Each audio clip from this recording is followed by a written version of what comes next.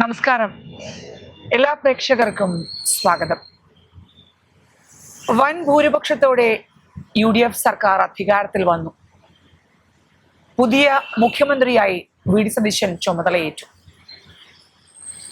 പുതിയ സർക്കാരിനെ കാത്തിരിക്കുന്ന വെല്ലുവിളികൾ, പ്രതിസന്ധികൾ എന്തൊക്കെയാണ്?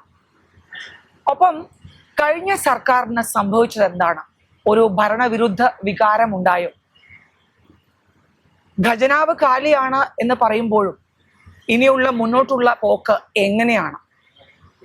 പ്രതിപക്ഷ നേതാവ് ആയി പിണറായി വിജയൻ കൂടി സ്ഥാനം ഏറ്റെടുത്ത സ്ഥിതിക്ക് എന്തൊക്കെയാണ് നിലവിലെ രാഷ്ട്രീയ സ്ഥിതി?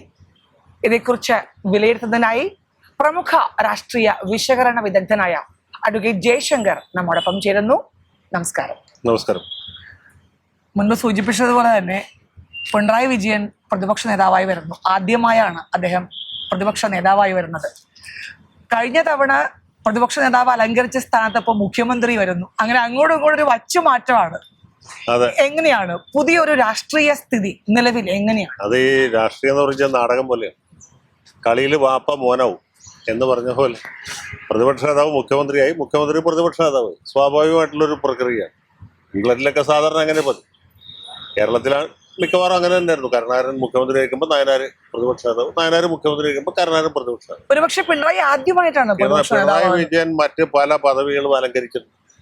പാർട്ടിയുടെ കണ്ണൂർ ജില്ലാ സെക്രട്ടറി ആയിരുന്നു, സംസ്ഥാന സെക്രട്ടറി ആയിരുന്നു, മുഖ്യമന്ത്രിയായിരുന്നു, പ്രതിപക്ഷ നേതാവ് ആയിരുന്നില്ല. ഇപ്പൊ അതിനും അദ്ദേഹത്തിന് ഒരു അവസരം കിട്ടിയിരിക്കുന്നു. അപ്പൊ അദ്ദേഹം മരിച്ച് പരലോകത്തിൽ ചെല്ലുമ്പോൾ യമധർമ്മം ചോദിച്ചു, വിജയൻ സഖാവേ, താങ്കൾ പല പദവികളും വഹിച്ചിട്ടുള്ളൂ, മുഖ്യമന്ത്രി ആയിരുന്നുണ്ടെങ്കിലും പ്രതിപക്ഷ നേതാവായില്ലല്ലോ, അതൊരു പോരായ്മയല്ലെന്ന് ചോദിച്ചാൽ അങ്ങനെയല്ല, ഞാൻ പ്രതിപക്ഷ നേതാവ് ആയിരുന്നു എന്ന് പറയാൻ അദ്ദേഹത്തിന് ഇപ്പൊ ഒരു അവസരം കൈവന്നിരിക്കും. എല്ലാം തികഞ്ഞു എന്നുള്ള.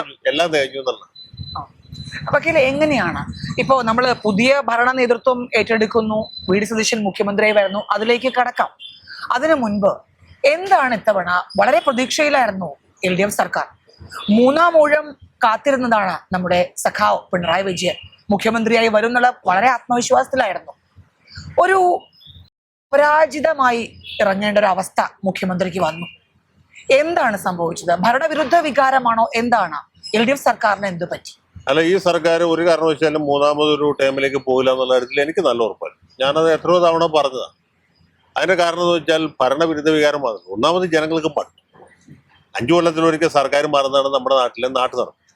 5 കൊല്ലം LDF ആണ്, 5 കൊല്ലം UDF, 5 കൊല്ലം UDF ആണ്, പിന്നെ 5 കൊല്ലം അല്ല. സാധാരണ അതാണ് പതിവ്. പക്ഷെ കഴിഞ്ഞ തവണ ഒരു വ്യത്യാസം ഉണ്ടായി. 2021 ഈ ഭരണവിരുദ്ധ വികാരം ഉണ്ടായില്ല. നേരെ വെച്ചിട്ട് ഭരണ അനുകൂല വികാരം ഉണ്ടായി. അതിന്റെ ഒരു കാരണം ഈ കോവിഡ് ഒക്കെ ആയിട്ട് ആളുകൾ ഭയചകിതരായിരിക്കും. ഇന്ന് മരിക്കോ നാളെ മരിക്കോ എന്നുള്ള ഒരു ഭയം എല്ലാവർക്കും ഉണ്ട്. അതിൽ നിന്ന് മോചിതമായതിനു ശേഷം ഒരുപാട് മാറ്റങ്ങൾ നമ്മുടെ നാട്ടിലുണ്ടായി. നമ്മൾ മുമ്പ് കാണാത്ത പോലെ ഇപ്പോൾ ഓണത്തിനാണെങ്കിലും ക്രിസ്മസിനാണെങ്കിലും പള്ളിപ്പെരുന്നാളിനാണെങ്കിലും അമ്പലത്തിന് ഉത്സവത്തിനാണെങ്കിലും ഒക്കെ ജനങ്ങളുടെ പാർട്ടിസിപ്പേഷൻ ഭയങ്കരമായിട്ട് വർദ്ധിക്കും. കാരണം എല്ലാവർക്കും മനസ്സിലായി ഇന്നലേക്ക് നാളെ മരിച്ചു പോകും, അത് എപ്പോഴെങ്കിലും സംഭവിക്കാം. അപ്പൊ ഈ ഉത്സവത്തിന് അല്ലെങ്കിൽ ക്രിസ്മസിന് അല്ലെങ്കിൽ പള്ളിപ്പെരുന്നാളിന് പങ്കെടുത്തതിന് ശേഷം മരിക്കുന്നതാണല്ലോ, പങ്കെടുക്കാതെ മരിക്കുന്നതെന്ന് വിചാരിച്ച് ആളുകൾ കൂടുതലായിട്ട് ആഘോഷിക്കുന്നു. ഇപ്പൊ ഈ ഹൈക്കോടതിയിൽ തന്നെ നോക്കിക്കഴിഞ്ഞാൽ പണ്ട് ലേഡി ലോയേഴ്സ് ലിപ്സ്റ്റിക് ഇട്ട് വരുന്നൊരു വളരെ കുറവാണ്. ഇപ്പൊ ജഡ്ജസ് വരെ ലിപ്സ്റ്റിക് ഇട്ട് വരാൻ തുടങ്ങി. ഞാൻ പറഞ്ഞു മനസ്സിലായില്ലേ, മേക്കപ്പിലൊക്കെ ആളുകൾ കൂടുതൽ ശ്രദ്ധിക്കാൻ തുടങ്ങി. കാരണം ആളുകൾക്ക് മനസ്സിലായി ഈ പണം സൂക്ഷിച്ചു വെച്ചിട്ടോ അല്ലെങ്കിൽ അങ്ങനെ അരിട്ടിച്ച് ജീവിച്ചിട്ട് ഒരു കാര്യമില്ല. ഉള്ള കാശ് ഇന്ന് ചെലവാക്കി തീർത്താൽ നമുക്ക് നാളെ കോവിഡ് വന്നിട്ടോ എയ്ഡ്സ് വന്നിട്ടോ പ്ലേഗ് വന്നിട്ടോ കോളറ വന്നിട്ടോ മരിക്കാം. മരണം വളരെ അടുത്തുണ്ട്, അല്ലെങ്കിൽ ജീവിതം വളരെ ക്ഷണികമാണെന്ന് ആളുകൾക്ക് തോന്നി. അപ്പൊ അന്ന് ഈ കോവിഡ് കാലത്ത് നടന്ന തെരഞ്ഞെടുപ്പിൽ ജനങ്ങൾ ഇപ്പോൾ മരിക്കോ നാളെ മരിക്കോ പേടിച്ചിരിക്കരുത്, മാസ്ക് ഒക്കെ വെച്ച് നടന്നിരുന്ന കാലത്ത്.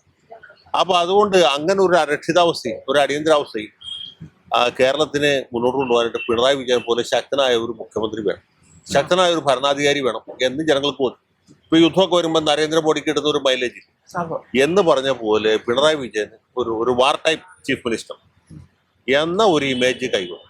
അത് കിറ്റ് കൊടുക്കാനാണ്. കിറ്റിൽ മാത്രമല്ല, മൊത്തത്തിൽ കോവിഡ് കാലത്ത് വലിയ അഴിമതികളും കൊള്ളകളൊക്കെ നടന്നു, പകൽ കൊള്ള നടന്നു ഇല്ലേ. എത്രയോ ആരോഗ്യ മേഖലയിൽ മാത്രമല്ല, മറ്റു പല മേഖലയിൽ ഇപ്പൊ ഡാറ്റ കൈമാറിയ സ്പ്രിംഗ്ലർ ഇടപാട് തന്നെ നോക്കിയാൽ അതൊക്കെ അതിഭയങ്കരമായ തട്ടിപ്പുകളായിരുന്നു. പക്ഷെ ജനങ്ങൾ അതിനെ കുറിച്ചൊന്നും ആലോചിച്ചില്ല.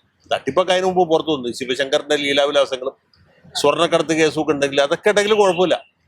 ഇത് നമുക്ക് ജീവിക്കലുള്ള പ്രധാനം മനുഷ്യ ജീവനോടുണ്ടെങ്കിൽ സർക്കാരിനെ വിമർശിക്കാൻ പറ്റുള്ളൂ. അതുകൊണ്ട് ജീവിക്കാൻ വേണ്ടി എല്ലാവരും പുള്ളിക്ക് കൊടുത്തു. അങ്ങനെയാണ് ജയിച്ചത്, അല്ല ഭരണത്തിന്റെ മേന്മോണ്ടല്ല. അപ്പൊ അങ്ങനെ ഒരു സാഹചര്യത്തിൽ കഴിഞ്ഞ തവണ ജയിക്കും. പക്ഷെ 10 കൊല്ലമായപ്പോഴത്തേക്കും അത് ഇരട്ടിക്കും. ഈ ഭരണവിരുദ്ധ വികാരം മടുക്കും. പിന്നെ ഈ പിണറായി വിജയന്റെ പടം റോഡ് സൈഡിൽ മുഴുവൻ ഫ്ലക്സ് വെച്ചേക്കല്ല, അത് കാണുന്നവരൊക്കെ പുള്ളിക്കെതിരാവും. ഈ കാണാൻ അദ്ദേഹത്തിന് ഭംഗിയുള്ള ഒരു മുഖമല്ലല്ലോ. വല്ല പ്രേം നസീറിന്റെ ഒക്കെ പടം വെച്ച് കഴിഞ്ഞാൽ ആൾക്കാർക്ക് ചിലപ്പോൾ ഇഷ്ടം. അല്ല, അദ്ദേഹത്തിനെ മാത്രം ഉയർത്തിക്കാട്ടിയായിരുന്നു ഇവരുടെ ക്യാപ്റ്റൻ എന്നുള്ള രീതിയിൽ. എപ്പോഴും LDF സർക്കാർ എന്ന് പറഞ്ഞു. ഈ കഴിഞ്ഞ 5 കൊല്ലം അല്ലെങ്കിൽ 10 കൊല്ലമായിട്ട് പിണറായി വിജയൻ സർക്കാർ എന്നാണ് പറഞ്ഞത്. അത് ശ്രദ്ധിക്കും. മുമ്പേ ഒരിക്കലും നയനാർ സർക്കാർ എന്നോ അല്ലെങ്കിൽ EMS സർക്കാർ എന്നോ പറഞ്ഞിരുന്നില്ല, അച്യുതാനന്ദൻ സർക്കാർ എന്ന് പറഞ്ഞില്ല, LDF സർക്കാർ. അത് മതിയല്ലോ. ഒരാളെ ഉയർത്തിക്കാട്ടിയായിരുന്നു, ഒരാളെ അങ്ങനെ അത്യധികം ഉയർത്തി കാണിക്കുന്ന പരിപാടി ഉണ്ടായിരുന്നു. അപ്പൊ അത് പിന്നെ കൂട്ടായ നേതൃത്വം ഉണ്ടായിരുന്നു, പാർട്ടിക്കാണെങ്കിലും സർക്കാരിനാണെങ്കിലും. ഇപ്പൊ അതൊന്നുമില്ല. എല്ലാം നമ്മിൽ തന്നെ കേന്ദ്രീകരിച്ചിരിക്കുന്നു. നാമാണ് ഈ ഭൂമിയുടെ അച്ചുതണ്ട്, നമുക്ക് ചുറ്റുമാണ് ലോകം ഇത് തിരിഞ്ഞുകൊണ്ടിരിക്കുന്നത് എന്ന ഒരു ഇതിലേക്ക് വന്നു. അപ്പൊ ആളുകൾക്ക് മടുത്തു, വെറുത്തു. CPIക്കാർക്ക് എല്ലാവർക്കും മടുത്തു. ഇപ്പൊ ഈ തെരഞ്ഞെടുപ്പിൽ സർക്കാരിനെതിരായിട്ട് വോട്ട് ചെയ്തതിൽ BJPക്കാരോ ലീഗുകാരോ കോൺഗ്രസ്സുകാരോ മാത്രമല്ല, CPIക്കാരും CPIക്കാരും. ഞാൻ വരെ കോൺഗ്രസിനെ വോട്ട് ചെയ്തത്. എന്ന് വെച്ചാ അത് ഇടതുപക്ഷത്തെ രക്ഷിക്കാൻ ചെയ്ത വോട്ടാണ്. ഇടതുപക്ഷം ഇത്തവണ തോറ്റാലേ നമുക്ക് ജീവിക്കാൻ പറ്റുള്ളൂ. അല്ലെങ്കിൽ ഇടതുപക്ഷം എന്ന് പറഞ്ഞ സാധനം ഇല്ലാണ്ടോ, ബംഗാൾ പോലെ കൂട്ടുകാർ എന്നുള്ളത്. അപ്പൊ ഇടതുപക്ഷത്തെ രക്ഷിക്കാൻ വേണ്ടി ഇടതുപക്ഷത്തിനെതിരെ വോട്ട് ചെയ്ത് കോൺഗ്രസിനെ ജയിപ്പിച്ച അനവധി ആളുകളിൽ ഒരാളാണ് ഞാൻ. പിന്നെ ഇത് തുറന്നു പറയാൻ മടിയില്ലാത്തതുകൊണ്ട് പറയുന്നു. പാർട്ടിയുടെ മെമ്പർമാർ എത്ര പേര് എതിരെ വോട്ട് ചെയ്തിട്ട്, അവരുടെ കുടുംബാംഗങ്ങൾ എത്ര പേര് ചെയ്തിട്ടുണ്ട്, അപ്പോൾ സമുദായ നേതാക്കൾ എത്ര പേര് വോട്ട് മാറ്റിയിട്ടുണ്ട്. അങ്ങനെയല്ലേ ഈ കോഴിക്കോട് നോർത്ത് പോലുള്ള മണ്ഡലങ്ങളിലൊക്കെ, അല്ലെങ്കിൽ നാദാപുരം, പേരാമ്പ്രയിൽ, അതെ, പയ്യന്നൂര്, തളിപ്പറമ്പ്, കൂത്തുപറ, അങ്ങനെ എത്ര ആളുകൾ വോട്ട് മാറ്റിക്കുന്നു. കണ്ണൂര് അവരുടെ ഹൃദയ ഭാഗമല്ലേ, അവിടെ ഒരിക്കലും ഒരു മാറി ചിന്ത ജനങ്ങൾക്ക് ഉണ്ടാവില്ല. പക്ഷെ അതുപോലും കൈവിട്ടു പോയി. അതെ, പയ്യന്നൂരും തളിപ്പറമ്പിലും വോട്ടർമാർ എങ്ങനെ മാറി ചിന്തിച്ചു നോക്കിയാൽ മതി. So simple. ഇപ്പൊ നമ്മുടെ G. സുധാകരനെ പോലെ ഒരാളെ എങ്ങനെ ഒരു വിമതനായി എന്നാലോചിക്കുക. G. സുധാകരൻ SFIയിൽ കൂടി വന്ന് KSFിൽ കൂടി വന്നാണ്. അന്ന് SFI ഇല്ല, KSFിൽ കൂടി വന്നാണ്. പിന്നെ SFI ആയി. DYFIയുടെ ആദ്യകാല സംഘാടകരിൽ ഒരാളാണ്. എത്രയോ തവണ തെരഞ്ഞെടുപ്പിൽ മത്സരിച്ച, എത്ര തവണ ജയിച്ച, 2 തവണ മന്ത്രിയായ, 10 കൊല്ലം മന്ത്രി ചെയ്തിട്ട് 10 വയസ്സുവരെ അഴിമതി നടത്താത്ത അദ്ദേഹത്തെ പോലെ ഒരാൾ 2021 സന്തോഷ സമയത്ത് ആലപ്പുഴ സീറ്റ് വിട്ടുകൊടുത്ത ആളാണ്. പുള്ളി അതിനുശേഷം അനുഭവിച്ച അവഹേളനങ്ങളും അവഗണനയും, ഈ പരനാറി പ്രയോഗം, ഒപ്പം തന്നെ മറ്റ് ചെറ്റത്തരം, അതൊക്കെ ഇവര് പ്രതീക്ഷിച്ചില്ല ഇത്രയും തിരിച്ചടി കിട്ടും എന്നല്ല. അത് അവര് പ്രതീക്ഷിക്കാത്ത അവരുടെ കുറ്റമാണ്. ഇത് വെറുതെ 2 നേരം ആഹാരം കഴിക്കുന്ന ഏതൊരാൾക്ക് മനസ്സിലാവും സർക്കാർ വലിയ തിരിച്ചടിയിലേക്ക് പോകണം. പാർലമെന്റ് തെരഞ്ഞെടുപ്പിൽ കണ്ടില്ല.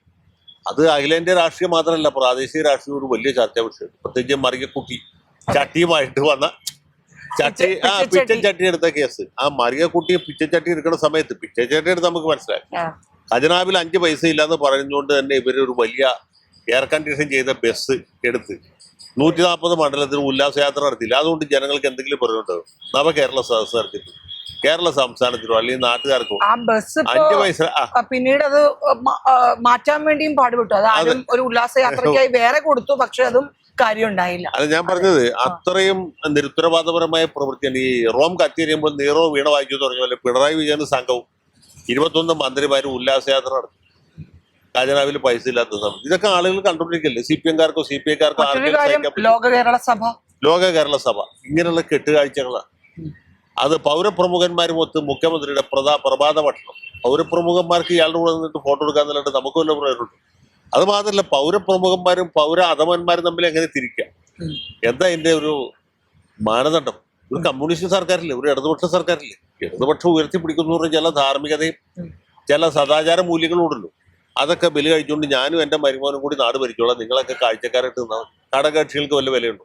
മന്ത്രിസഭയിൽ ഏതെങ്കിലും മന്ത്രിക്ക് ഇൻഡിവിജ്വലായിട്ട് ഒരു തീരുമാനം എടുക്കാൻ പറ്റുമോ? ഒന്നും ചെയ്യാൻ പറ്റും.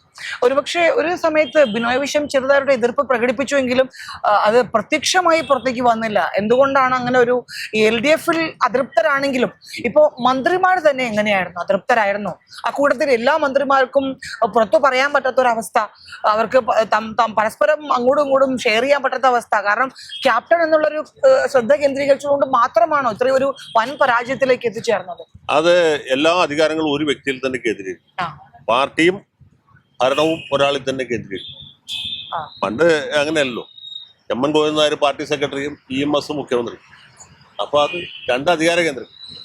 അതുപോലെ VS അച്യുതാനന്ദൻ മുഖ്യമന്ത്രി, VK നായനാർ അല്ല VS Achuthanandan party secretary, EK Nayanar മുഖ്യമന്ത്രി. അതിന് മുകളിൽ EMS മുകളിലും. അല്ലെങ്കിൽ VS അച്യുതാനന്ദൻ മുഖ്യമന്ത്രി, പിണറായി വിജയൻ പാർട്ടി സെക്രട്ടറി. അപ്പൊ ശക്തരായ രണ്ടുപേരുണ്ട്. ഒന്നിനും മറ്റത് തിരുത്തണം. ഭരണത്തെ പാർട്ടി തിരുത്തണം. ഇതങ്ങനെയല്ലല്ലോ. ഇത് പിണറായി വിജയൻ പാർട്ടി സെക്രട്ടറിക്ക് മണ്ടത്തരം പറയാൻ മാത്രം അധികാരം അവകാശം കൊടുത്തു. പാർട്ടിയിലെ ബാക്കി എല്ലാ നേതാക്കന്മാരും ഇങ്ങനെ വാക്കയും പൊത്തി റാൻ പറഞ്ഞു നിൽക്കുന്ന ഇദ്ദേഹത്തിന്റെ വെറും തൊമ്മികളായിട്ട് മാറി. പിണറായി പട്ടേലരും തൊമ്മിമാരും എന്ന് പറഞ്ഞ സംഗതി കൃത്യം. അപ്പൊ ഈ തൊമ്മി സംസ്കാരമാണ് പാർട്ടിയെ ദൂഷിപ്പിച്ചത്. ഒരു പരാജിതനായ മുഖ്യമന്ത്രി എന്ന് പറയേണ്ടി വരുമോ? എങ്ങനെയായിരിക്കും? അല്ല, മുഖ്യമന്ത്രി സത്യം പറഞ്ഞാല് ഭരണം അത്ര മോശമായിരുന്നില്ല. അതാണ് അതിന്റെ ഒരു വൈരുദ്ധ്യം. ഭരണം അത്ര മോശമായിരുന്നില്ല. പക്ഷെ ഭരണത്തിന്റെ നെഗറ്റീവായിട്ടുള്ള ആസ്പെക്ട്സ് എല്ലാം ജനങ്ങൾക്ക് വളരെ വളരെ പെട്ടെന്ന് എന്താണ് അനുഭവവേദ്യമായി. മുഖ്യമന്ത്രിയിൽ കേന്ദ്രീകരിച്ചായിരുന്നു എല്ലാം മുഖ്യമന്ത്രിയിൽ കേന്ദ്രീകരിച്ചു. അപ്പൊ ഗുണവും ദോഷവും ഒക്കെ അദ്ദേഹത്തിലേക്ക് പോയി. അതിന്റെ ദോഷങ്ങൾക്ക് വലിയ പ്രാമുഖ്യം കിട്ടി. ഇപ്പോ നവകേരള യാത്ര നടക്കുമ്പോൾ തന്നെ യാത്രയുടെ മേന്മയല്ല, ഈ ഡിവൈഎഫ്ഐക്കാരുടെ അടുത്ത് ജീവൻ രക്ഷാപ്രവർത്തനം, അതിനാണ് വലിയ ഇമ്പോർട്ടൻസ്. എന്തുകൊണ്ട് BJP ഇത്തവണ വൻ മുന്നേറ്റം നടത്തി? ഇത് 3 സീറ്റാണ്. ഒട്ടും പ്രതീക്ഷിക്കാത്ത, അവര് 10-16 സീറ്റ് പ്രതീക്ഷിക്കുന്നുണ്ടെങ്കിലും BJPക്ക് രാജീവ് ചന്ദ്രശേഖർ നേമത്ത് വരുന്ന തുടക്കം മുതൽ തന്നെ ഉറപ്പായിരുന്നു. കാരണം അതിലൊരു മാറിച്ചിന്ത ഉണ്ടായിരുന്നില്ല. 3 സീറ്റ് കിട്ടാനുള്ള കാരണം എന്താണ് തവണ? അല്ല, അതിലെ ഒരു പ്രധാന കാരണം വെച്ചാൽ BJPക്കും UDFനും ആ തുല്യ നിലയിൽ ഭരണവിരുദ്ധ വികാരത്തിന്റെ ആനുകൂല്യം. അത് ഭരണവിരുദ്ധ വികാരം നമ്മൾ ഏറ്റവും കൃത്യമായിട്ട് കാണുന്നത് ലോക്കൽ ബോഡി ഇലക്ഷൻ, തദ്ദേശ തെരഞ്ഞെടുപ്പിന്റെ റിസൾട്ട് നോക്കിയാൽ തന്നെ ആ ഒരു വികാരം വളരെ വ്യക്തമാണ്. കാരണം പാർലമെന്റ് തെരഞ്ഞെടുപ്പിൽ തന്നെ ഉണ്ടായിരുന്നു, ലോക്കൽ ബോഡി ഇലക്ഷനിലും വളരെ വളരെ കൃത്യമായി. കാരണം ഈ കോൺഗ്രസ് ശക്തമായിട്ടുള്ള എല്ലാ സ്ഥലത്തും, UDF ശക്തമായിട്ടുള്ള സ്ഥലങ്ങളിലൊക്കെ UDF അധികാരം പിടിച്ചു. UDF ദുർബലമായിട്ടുള്ള സ്ഥലങ്ങളിൽ BJP ഒന്നാം സ്ഥാനത്ത്. ഒരു ഉദാഹരണം പറഞ്ഞാല് തിരുവനന്തപുരം കോർപ്പറേഷനിൽ കോൺഗ്രസ് വീക്കാണ്. അതുകൊണ്ട് ജനങ്ങൾ BJP വോട്ട് ചെയ്ത് ജയിക്കും. ഇപ്പൊ എറണാകുളം ജില്ലയിൽ തന്നെ, എറണാകുളം ജില്ലയുടെ UDFന്റെ വലിയൊരു കോട്ടയിൽ, എറണാകുളം ജില്ലയിലെ ഏതാണ്ട് 3 ജില്ലാ പഞ്ചായത്ത് ഡിവിഷനെ LDF ജയിച്ചു. ഒരെണ്ണം എതിരില്ലാതെ ജയിച്ചാണ്. മറ്റൊരു സ്ഥാനാർത്ഥിയുടെ നോമിനേഷൻ തള്ളിപ്പോയതുകൊണ്ട്, അല്ലെങ്കിൽ അതുകൂടി കോൺഗ്രസ് ജയിക്കും. പക്ഷെ അവിടെ പോലും ഈ കോൺഗ്രസ് ദുർബലമായ ഒരു സ്ഥലമാണ് തൃപ്പൂണിത്തുറ മുനിസിപ്പാലിറ്റി. തൃപ്പൂണിത്തുറ മുനിസിപ്പാലിറ്റിയിലെ ആളുകൾ വളരെ കൃത്യമായിട്ട് BJP കൂട്ടി. അങ്ങനെ BJPക്ക് ചെയർമാനും വൈസ് ചെയർമാനും ഉണ്ടായി. അതാണ് അവിടെ സംഭവിച്ചത്. അപ്പൊ അവിടെ ഒരു ഡീലുണ്ട്, CPM BJP ഡീൽ എന്ന് കോൺഗ്രസ് ആളുകൾ വെറുതെ പറഞ്ഞു. CPM BJP ഡീലൊന്നും തൃപ്പൂണിത്തുറ മുനിസിപ്പാലിറ്റിയിൽ ഉണ്ടായിട്ടില്ല. അങ്ങനെയാണെങ്കിൽ BJP അല്ല CPM അല്ലേ ജയിക്കട്ടെ. CPMന്റെ 20 കൗൺസിലർമാരുണ്ട്, BJPക്ക് 21 ഉണ്ട്. ഇനി ഡീൽ ഉണ്ടാവണമെങ്കിൽ കോൺഗ്രസും BJP തമ്മിൽ ഡീൽ ഉണ്ടാവട്ടെ. പറഞ്ഞു മനസ്സിലായി? അങ്ങനെയല്ല ഉണ്ടായത്. ആളുകള് എന്തായാലും LDFന് തോപ്പിക്കണം തീരുമാനം. LDFന് തോപ്പിക്കാൻ ഏതാ സൗകര്യം അതിന് കൂട്ടി. അതുകൊണ്ടാണ് നേമത്തും കഴക്കൂട്ടത്തും അതുപോലെ ചാത്തന്നൂരും ഒക്കെ BJP ജയിച്ചത്. BJP മറ്റു പല സ്ഥലങ്ങളിലും ജയിക്കുമായിരുന്നു. മറ്റു പല സ്ഥലങ്ങളിലും BJP സെക്കൻഡ് പൊസിഷനിലേക്ക് എത്തിയിട്ടുണ്ട്. ഉദാഹരണത്തിന് തിരുവല്ല മണ്ഡലം, തിരുവല്ല അങ്ങനെ BJPക്ക് വലിയ ഒരു ബേസ് ഉള്ള സ്ഥലമല്ലോ. ഒരു ക്രിസ്ത്യൻ ഡോമിനേറ്റഡ് ആയിട്ടുള്ള സ്ഥലമാണ്. മാത്രമല്ല കേരളത്തിൽ തന്നെ ഒരുമാതിരി അഫ്ലുവന്റ് ആയിട്ടുള്ള ആൾക്കാരുള്ള സ്ഥലമാണ്. അങ്ങനത്തെ ഒരു മണ്ഡലമാണ്. അവിടെ 3 സ്ഥാനാർത്ഥികൾ, 3 പേരും ക്രൈസ്തവരാണ്. 3 പേരും പള്ളിയുടെ അല്ല, 2 പേരും പള്ളിയുടെ വലിയ സപ്പോർട്ടുകളുണ്ട്. 2 പേരും വൈദികരുടെ മക്കളാണ്. ഒരാൾ മുൻ മന്ത്രിയാണ്, 20 കൊല്ലമായിട്ട് MLA ഇരിക്കുന്ന ആളാണ്. യാതൊരു ദോഷവും പറയല്ലാത്ത ആളാണ്. ഇല്ല, ഒട്ടും അഴിമതിക്കാരനല്ലാത്ത ആളാണ് മാത്യു ടി തോമസ്. പക്ഷെ മാത്യു ടി തോമസ് മത്സരിച്ച് മാത്യു 3ാം സ്ഥാനത്തേക്ക് പോകുന്നു. മാത്യു 3ാം സ്ഥാനത്തേക്ക് പോയത് എന്തുകൊണ്ടാണ്? LDFന് കിട്ടുന്ന വോട്ട് വല്ലാതെ കുറയുകയും കുറഞ്ഞ അത്രയും വോട്ട് BJPക്ക് കൂടുകയും ചെയ്തുകൊണ്ടാണ്. മാത്യുവിന് കുറഞ്ഞ വോട്ട് പോയത് മറ്റേ ജയിച്ച സ്ഥാനാർത്ഥിയിലേക്കല്ല, UDF സ്ഥാനാർത്ഥിയിലേക്കല്ല പോയത്. LDFൽ കുറഞ്ഞ അത്ര വോട്ട്, എത്ര വോട്ട് കുറഞ്ഞു? ഈ 20,000 വോട്ട് കുറഞ്ഞു. 20,000 വോട്ട് BJPക്ക് കൂടുതലാണ്. UDF സ്ഥാനാർത്ഥി കഴിഞ്ഞ വർഗീസ് മാമൻ കഴിഞ്ഞ തവണ UDF സ്ഥാനാർത്ഥി പിടിച്ച അത്ര തന്നെ വോട്ടേ പിടിച്ചു. ഒരു വോട്ട് പോലും കൂടിയിട്ടുണ്ട്. ഇതാണ് തിരുവല്ലയിൽ സംഭവിച്ചത്. ഇത് തന്നെയാണ് കോഴിക്കോട് നോർത്തിലും സംഭവിച്ചത്. കോഴിക്കോട് നോർത്ത് വലിയ LDF കോട്ടയാണ്. തോട്ടത്തിൽ രവീന്ദ്രൻ എന്ന് പറഞ്ഞാൽ ആർക്കും ഒരു ആക്ഷേപമില്ലാത്ത ആളാണ്. അത് ജയിക്കുന്നതാണ് മനോരമയുടെ ഗാലപ്പോളിലും പോലും കണ്ടത്. പക്ഷെ വോട്ടിന് കഴിഞ്ഞ് വന്നപ്പോ എന്ത് പറ്റി? തോട്ടത്തിൽ രവീന്ദ്രൻ കിട്ടിയ വോട്ടിൽ ഗണ്യമായ കുറവുണ്ട്. എന്നാൽ കോൺഗ്രസ് സ്ഥാനാർത്ഥി കിട്ടിയ വോട്ടിൽ ഒരു വോട്ട് പോലും കൂടുതൽ കിട്ടിയിട്ടില്ല. ആ കുറഞ്ഞ വോട്ട് അത്രയും എവിടെ കൂടി? BJP സ്ഥാനാർത്ഥി കൂടി. അങ്ങനെയാണ് BJP-യുടെ നില മെച്ചപ്പെട്ടത്. ഇത് തന്നെയാണ് കോഴിക്കോട് സൗത്തിൽ സംഭവിക്കുന്നത്. കോഴിക്കോട് സൗത്ത് ഒരു മുസ്ലിം ഡോമിനൻസ് ഉള്ള മണ്ഡലമാണ്. അവിടെ അഹമ്മദ് ദേവർകോവിൽ വളരെ അടിയിലേക്ക് പോയി ലീഗ് സ്ഥാനാർത്ഥി ജയിക്കുകയും അത്ര കുറഞ്ഞ വോട്ട് BJP-ക്ക് കൂടുകയും. അപ്പൊ ഇതെങ്ങനെ സംഭവിച്ചെന്ന് വെച്ചാൽ വളരെ വ്യക്തമാണ്. ജനങ്ങൾക്ക് മടുത്തു, വെറും. മറ്റൊരു കാര്യം കൂടി പറയാനുള്ളത്, പല സ്ഥലത്തും BJP 2020 സ്ഥാനാർത്ഥി നിർത്താനുള്ള ഒരു കാരണം എന്താ? കാരണം അവിടെയെല്ലാം ഒരു വോട്ട് അവര് CPM-ന് അങ്ങനെ ഒരു സംസാരമുണ്ട്. അങ്ങനെ എന്തുകൊണ്ട് BJP സ്ഥാനാർത്ഥി 2020 സ്ഥാനാർത്ഥി നിർത്തും? ദുർബലരായ സ്ഥാനാർത്ഥിയെ BJP നിർത്തുക ഡീലിന്റെ ഭാഗമായിട്ടുള്ള പറഞ്ഞുകൂടാ. ഇപ്പൊ ഈ തൃപ്പൂണിത്തുറ മണ്ഡലത്തിലടക്കം തൃപ്പൂണിത്തുറയാണ് ഈ പറഞ്ഞുള്ള ഒരു അപവാദം. തൃപ്പൂണിത്തുറ മുനിസിപ്പാലിറ്റിയിൽ BJP ശക്തമാണെങ്കിൽ അതിന് ചുറ്റുപാടുള്ള പഞ്ചായത്തുകളൊക്കെ പൊതുവെ മാർക്സിസ്റ്റ് കോട്ടകളാണ്. അപ്പൊ അവിടെ BJP ഒരു വളരെ നല്ല സ്ഥാനാർത്ഥി, ഇപ്പൊ തുറമുറ വിശ്വംഭര മാഷായിരുന്നു. അവര് ഇതുവരെ ഫീൽഡ് ചെയ്തതിൽ ഏറ്റവും നല്ല സ്ഥാനാർത്ഥി, നല്ല വോട്ട് പിടിച്ചു. അത് നല്ലോണം വോട്ട് പിടിച്ചു. അതിന് രണ്ട് കാരണമുണ്ട്. ഒന്ന്, വിശ്വംഭര മാഷിന് പേഴ്സണലായിട്ട് ഒരുപാട് വോട്ട്, നല്ല അധ്യാപകൻ എന്നുള്ളതല്ലേ. അതുകൊണ്ടാണ് അന്ന് ബാബു തോറ്റുപോയത്. വിശ്വംഭര മാഷ് പിടിച്ച വോട്ട് കൂടുതലും ബാബുവിനെയാണ് ബാധിച്ചത്. പിന്നെ രണ്ടാമത് നരേന്ദ്രമോദി നേരിട്ട് വന്ന് ക്യാമ്പയിൻ നടത്തി. നരേന്ദ്രമോദി വന്ന മധ്യ കേരളത്തിലെ ഏക മണ്ഡലം അന്ന് തൃപ്പൂണിത്തുറയാണ്. തവണ തിരുവല്ല വന്ന പോലെ. അതെ. എന്തുകൊണ്ട് അപ്പൊ ഷോൺ ജോർജും പൂഞ്ഞാറും അച്ഛനും മോനും വളരെയധികം പ്രതീക്ഷിച്ചിരുന്നതാണ്. ഷോൺ ജോർജും അപ്പൊ PC ജോർജും പല ഘടകങ്ങളെ ആശ്രയിച്ചാണല്ലോ ഈ സ്ഥാനാർത്ഥികളുടെ അനുസരിച്ച് അതിൽ വ്യത്യാസം വരും. ഇപ്പൊ ഷോൺ ജോർജ് ഭയങ്കരമായിട്ട് വോട്ട് പിടിക്കും. അതായിരുന്നു ജോസ് കെ മാണിക്ക് ആകേണ്ടായിരുന്ന പ്രതീക്ഷ. ഷോൺ ജോർജ് വളരെയധികം വോട്ട് പിടിക്കുന്ന വോട്ടുകൾ അധികവും നമ്മുടെ മാണി സി കാപ്പന്റെ ആയിരിക്കുന്നു. അങ്ങനെ ജയിക്കുന്നുമായിരുന്നു പ്രതീക്ഷ, ജോസ് കെ മാണിയുടെ പ്രതീക്ഷ. പുള്ളി പക്ഷെ രണ്ട് ഭാഗത്ത് വോട്ട് പിടിച്ചു. അതാണ് മാണി ഗ്രൂപ്പുകാർ അവസാനം കമ്മിറ്റി കൂടിയിട്ട് പറഞ്ഞത്. മാർക്സിസ്റ്റ് പാർട്ടിയുടെ വോട്ടിൽ വലിയ കുറവ് സംഭവിച്ചു. അവര് ക്രോസ് വോട്ട് ചെയ്തു എന്നാണ്. മാർക്സിസ്റ്റുകാർ ക്രോസ് വോട്ട് ചെയ്തല്ല, മാർക്സിസ്റ്റ് പാർട്ടിക്ക് അന്യത കിട്ടുമായിരുന്നു ഒരുപാട് വോട്ടുകൾ. മാണി സി കാപ്പനിലേക്ക് അല്ല പോയത്, അത് ഷോൺ ജോർജിലേക്കാണ്. അത് എന്ന് വെച്ചാൽ അതിന്റെ അർത്ഥം ഹിന്ദു വോട്ടാണ്. പ്രത്യേകിച്ച് ഈഴവരാതി പിന്നാക്ക സമുദായക്കാരുടെ വോട്ട് കാലത്തും CPM-ന് കിട്ടുന്നതാണ്. ആ വോട്ടുകൾ വലിയ ചോർച്ചയുണ്ടായി. അന്യതാ CPM-ന് കിട്ടുന്ന ഈഴവരുടെയും മറ്റ് പിന്നോക്ക സമുദായക്കാരുടെയും പട്ടികജാതിക്കാരുടെയും വോട്ടുകൾ ഇപ്പൊ BJP-ലേക്ക് പോകാൻ തുടങ്ങി. അതിപ്പോ ആറ്റിങ്ങൽ മണ്ഡലത്തിലേക്ക് റിസൾട്ട് ഒക്കെ അറിയാം. ആറ്റിങ്ങൽ എന്ന് വെച്ചാൽ ഒരു സംവരണ മണ്ഡലമാണ്. അവിടെ വോട്ട് എവിടെ നിന്ന് എങ്ങോട്ട് പോകും? BJP രണ്ടാം സ്ഥാനത്ത് പോകും. അതെ, അതാ ഞാൻ പറഞ്ഞത്. പല സ്ഥലത്തും ആറ്റിങ്ങലിൽ വരുന്നത് നമുക്ക് മനസ്സിലാക്കാൻ പറ്റില്ല. കാരണം ആറ്റിങ്ങൽ സംവരണ മണ്ഡലമാണ്. അതുപോലെ ചാത്തന്നൂര് ഇത്തവണ BJP ജയിക്കുന്നുള്ള ഏതാണ്ട് ഉറപ്പാണ്. എനിക്ക് നേരത്തെ തന്നെ തോന്നി. ഞാനത് ഇലക്ഷൻ മുമ്പ് പറഞ്ഞില്ല. ഇലക്ഷൻ മുമ്പ് പറഞ്ഞില്ല, കാരണം മുമ്പ് പറഞ്ഞത് ശരിയല്ലോ. CPI-കാരനാണ് മത്സരിക്കുന്നത്. ചാത്തന്നൂര് പെട്ടെന്ന് ആണ് നമുക്ക് മാറി മറിഞ്ഞത്. പക്ഷെ കഴക്കൂട്ടം നമ്മൾ പ്രതീക്ഷിക്കാത്ത ഒരു വി മുരളീധരന്റെ വിജയം. അവിടെ എന്ത് പറ്റി? അവിടെ എന്താ സംഭവിച്ചത്? കഴക്കൂട്ടത്ത് എന്താണ് വി മുരളീധരൻ? കാരണം കടകംപള്ളി വളരെ ജനസമ്മതനായ ഒരാള്, മുൻ മുഖ്യമന്ത്രി. അവിടെ സ്വർണ്ണക്കൊള്ള കേസെല്ലാം പ്രശ്നങ്ങളായോ? അല്ല, അത് കഴക്കൂട്ടത്തെ സംബന്ധിച്ചോളം വി മുരളീധരൻ ഒരുപാട് കൊല്ലമായിട്ട് ആ മണ്ഡലം കേന്ദ്രീകരിച്ച് പ്രവർത്തിക്കുന്ന ആളാണ്. രണ്ടാമത് സാമൂഹ്യ പ്രവർത്തനവും കാര്യങ്ങളും എല്ലാം അവിടെ നങ്കൂരോട്ട് കിടക്കുകയാണ്. ഇപ്പോഴല്ല, കേന്ദ്രമന്ത്രി അവിടെ മുമ്പ്. പിന്നെ 5 കൊല്ലം കേന്ദ്രമന്ത്രി തുടങ്ങിയിരുന്നു. മാത്രമല്ല, കഴക്കൂട്ട് ഇന്നലെ നേരത്തെ ഒരിക്കൽ അതേവിടെ മത്സരിച്ചതുമാണ്. അന്ന് 2ാം സ്ഥാനത്തെത്തി. അപ്പോ പിന്നെ മന്ത്രി ആയിരിക്കുമ്പോഴും പുള്ളിയുടെ ശ്രദ്ധ പൂർണ്ണമായിട്ടും കഴക്കൂട്ടത്തായിരുന്നു. പിന്നെ ആറ്റിങ്ങൽ മണ്ഡലത്തിൽ നിന്ന് പാർലമെന്റിലേക്ക് കൊടുത്തു. അപ്പോഴും അദ്ദേഹത്തിന്റെ ഒരു സാന്നിധ്യം അവിടെ കഴക്കൂട്ടവുമായിട്ട് ബന്ധപ്പെട്ടു. അന്നും വിജയത്തിന്റെ അടുത്തുവരെ എത്തിയതാണ്. പിന്നെ ഇദ്ദേഹം തീയ സമുദായക്കാരനാണ്. ഇഴവ തീയ വോട്ടുകളിൽ കടന്നു കയറാൻ പറ്റും. പിന്നെ കഴക്കൂട്ടം കുറച്ചുകൂടി എലീറ്റായിട്ടുള്ള ഒരു പോപ്പുലേഷൻ ഉള്ള സ്ഥലമാണ്. അതിലുപരിയായിട്ട് BJP RSS വളരെ ശക്തമാണ്. പക്ഷെ അവിടെ കടകംപള്ളിക്ക് ഒരു സൗകര്യം, പുള്ളി നാട്ടുകാരനാണ്. എല്ലാ ആളുകളെയും പേരെടുത്ത് വിളിക്കാവുന്ന അത്രയും ജനസമ്മതനാണ്. CPM-ന് ഉണ്ടായിരുന്നത്. പക്ഷെ അവിടെ സംഭവിച്ചു ഒന്നാമത് കോൺഗ്രസ് സ്ഥാനാർത്ഥി വളരെ ദുർബലനായി. അപ്പൊ അത് ശരത്ചന്ദ്ര പ്രസാദ് സത്യം പറഞ്ഞാൽ അവിടുത്തെ ഒരു നേറ്റീവ് ആണെങ്കിലും പുള്ളി കുറെ നാള് ഫീൽഡിലില്ലായിരുന്നു. ഒട്ടും സമ്മതിയില്ല, ജനസമ്മതിയില്ലായിരുന്നു. കുറെ നാൾക്ക് ശേഷമാണ് പിന്നെ അദ്ദേഹം വന്നത്. അതൊക്കെ അതൊരു ഘടകമാണ്. അതിനേക്കാൾ ഉപരിയായിട്ട് ഈ സ്വർണ്ണക്കൊള്ള കേസ് അവസാനം വന്നപ്പോൾ കടകംപള്ളിക്ക് തോൽവി അതിലാണ് സംഭവിച്ചത്. അവർ ചെറിയ ഭൂരിപക്ഷത്തിലാണ് ജയിച്ചത്. പക്ഷെ ചാത്തന്നൂരിന്റെ കാര്യത്തിൽ വ്യത്യാസമുണ്ട്. ചാത്തന്നൂരിലെ സ്ഥാനാർത്ഥി യഥാർത്ഥത്തിൽ കോൺഗ്രസ്സുകാരൻ. ഇദ്ദേഹം വളരെ കാലം കോൺഗ്രസ്സുകാരനായിരുന്നാണ്. പുള്ളി 2016 ആദ്യമായിട്ട് BJP-യിൽ ചേർന്നത് സ്ഥാനാർത്ഥിയാവും. പാർട്ടിയിൽ ചേർന്ന ഒരു 3 മാസത്തിനകത്ത് കിട്ടും. അത് മാത്രമല്ല, ആ മണ്ഡലത്തിന്റെ ഒരു സാമുദായികമായ പശ്ചാത്തലം എന്താ വെച്ചാൽ ഈഴവ പ്രധാനമായ മണ്ഡലമാണ് ചാത്തന്നൂര്. ഈ മുഖ്യധാരയിൽ നിന്ന് അകന്നിറക്കുന്ന കൊല്ലം ജില്ലയുടെ തെക്കേ അറ്റമാണ്.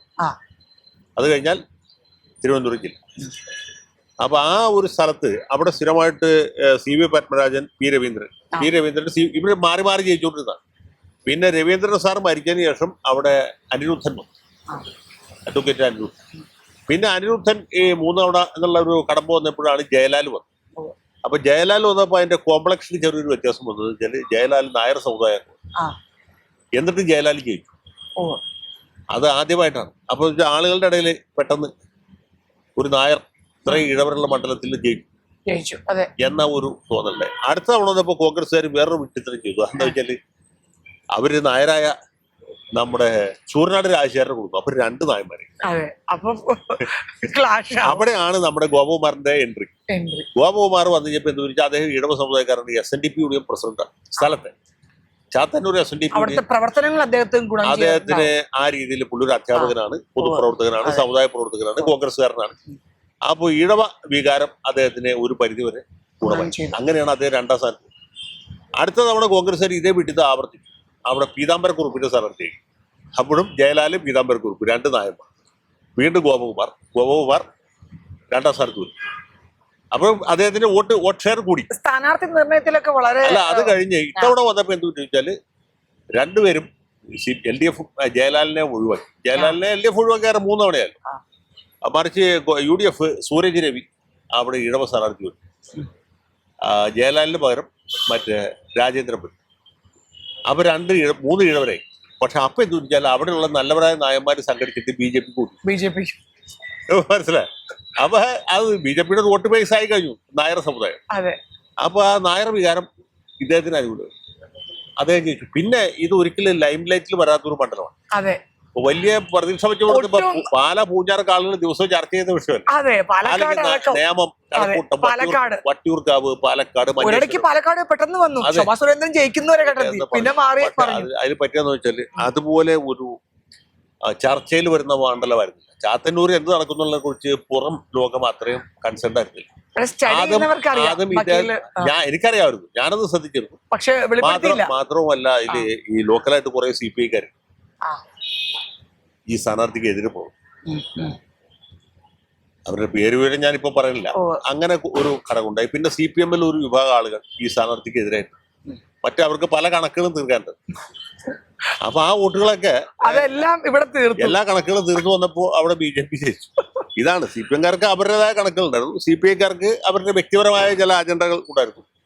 പിന്നെ BJP-ക്കാർ മറ്റേ സാമുദായികമായ ചിന്താഗതി. അത് പറയുമ്പോ സാമുദായിക ധ്രുവീകരണം ഉണ്ടായി. അതായത് ഈ വെള്ളാപ്പള്ളി പറയുന്നതും NSS സുകുമാരൻ നായർ പറയുന്നതും ആളുകൾ മുഖവിലയ്ക്ക് എടുത്തിട്ടുണ്ടോ? എന്താണ് അവരുടെ ഒരു കാര്യം? വെള്ളാപ്പള്ളിയൊക്കെ പിണറായിക്ക് വളരെ അനുകൂലമായി, വളരെ പിണറായി സപ്പോർട്ട് ചെയ്ത് സതീശനെ വളരെ അങ്ങോട്ട് മ്ലേച്ഛമായ രീതിയിൽ സംസാരിച്ച ഒരാളാണ്.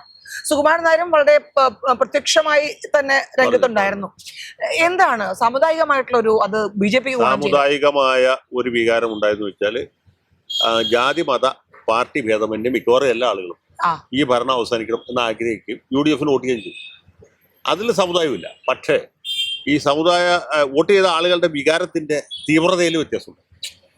ഇപ്പൊ നായർ സമുദായ അംഗങ്ങളോ ഇടവ സമുദായ അംഗങ്ങളോ വോട്ട് ചെയ്ത തീവ്രതയിലല്ല ക്രൈസ്തവരും മുസ്ലിങ്ങളും വോട്ട്. അവിടെയാണ് വ്യത്യാസം. അതിന്റെ ഇന്റൻസിറ്റിയിൽ വ്യത്യാസമുണ്ട്, ആ വികാരത്തിൽ വ്യത്യാസം. അപ്പോ നായന്മാരും ഇടവരും അല്ലെങ്കിൽ മറ്റ് പട്ടിക സമുദായക്കാരൊക്കെ വോട്ട് ചെയ്ത് ഈ ഭരണം മതി, ബോറടി, വോട്ട് ഇയാൾ കുറച്ചാൾ വീട്ടിലിരിക്കണം എന്ന് വിചാരിച്ചു വോട്ട് ചെയ്തത്. മറ്റവരങ്ങനെയല്ല. ഇവന്റെ കട പറിക്കണം, കട പറിച്ച് സൾഫ്യൂരിക് ആസിഡ് ഒഴിക്കണം എന്ന ചിന്താഗതിയിലാണ്. ക്രൈസ്തവരും അതിനേക്കാൾ കൂടുതലായിട്ട് മുസ്ലിങ്ങളും വോട്ട്. ക്രൈസ്തവരും പൊതുവെ തന്നെ LDF-ന് എതിരായിട്ടുള്ളവരാണ്. പിന്നെ ഇടയ്ക്ക് വല്ലപ്പോഴും ഒക്കെ അല്ല, അത് ഞാൻ പറയാം. അതിനൊക്കെ ക്രൈസ്തവർ വോട്ട് എന്ന് വെച്ചാൽ തന്നെ ഒറ്റ ഏകമല്ല. ഈ പെന്തിക്കോസുകാരുടെയും കത്തോലിക്കരുടെയും വോട്ടുകൾ തമ്മിൽ വ്യത്യാസമുണ്ട്. പക്ഷെ ഇത്തവണ ആർക്കും അങ്ങനെ വലിയ വ്യത്യാസമൊന്നുമില്ല. എന്താണ് ബാബ കക്ഷി, മെത്ര കക്ഷി, അല്ലെങ്കിൽ സിറിയൻ കാത്തലിക്, ലാറ്റിൻ കാത്തലിക്, അല്ലെങ്കിൽ പെന്തക്കോസ്ത്, അങ്ങനെ ഒരു ചേരിതിലും ഉണ്ടായില്ല. ഏറെക്കുറെ എല്ലാ വിഭാഗക്കാരും ഒറ്റക്കെട്ടായിട്ട് തന്നെ ഇവർക്ക് വോട്ട് ചെയ്തു.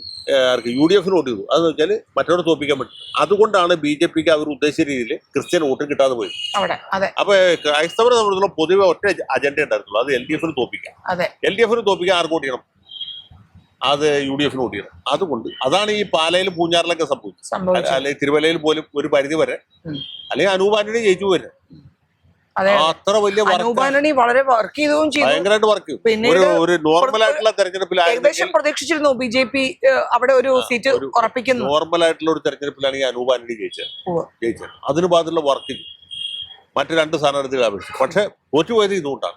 വർക്കിന്റെ പോരായ്മ കൊണ്ടല്ല. ജനങ്ങൾ ക്രൈസ്തവ വോട്ടർമാർ അത് മർത്തോമക്കാരും ഓർത്തഡോക്സുകാരാണ് എല്ലാവരും ഒറ്റക്കെട്ടായി നിന്നു. തിരുവല്ലയിൽ കൂടുതലുള്ള രണ്ട് വോട്ട് കൃത്യമായിട്ട് യു.ഡി.എഫിൽ ചെങ്ങന്നൂർ ഭാഗം എല്ലാം റാന്നി കോന്നി പത്തനംതിട്ട കംപ്ലീറ്റ് എല്ലാം ഇടുക്കി ജില്ല കോട്ടയം ജില്ല അതെ അതെ വൈക്കത്ത് പോലും എൽ.ഡി.എഫ് തോറ്റുപോയി. പിന്നെ വൈക്കത്ത് തോറ്റ പിന്നെ എവിടെ ബാക്കിയുണ്ടാവും? കണ്ണൂർ വൈക്കമൊക്കെ ഒരു ബിനോയ് വിശ്വത്തിന് വീടെടുക്കുന്ന സ്ഥലമാണ് വൈക്കം. അദ്ദേഹത്തിന്റെ എന്താണ് ഒറിജിനൽ അവിടെ പോലും നേറ്റീവ് പ്ലേസ് ആണ്. അവിടെ എൽ.ഡി.എഫ് തകർന്നുപോയി എന്ന് പറഞ്ഞാൽ അതാണ് അവിടെ സംഭവിച്ചത്. അപ്പൊ ക്രിസ്ത്യൻ വോട്ട് തീരെ കിട്ടിയില്ല.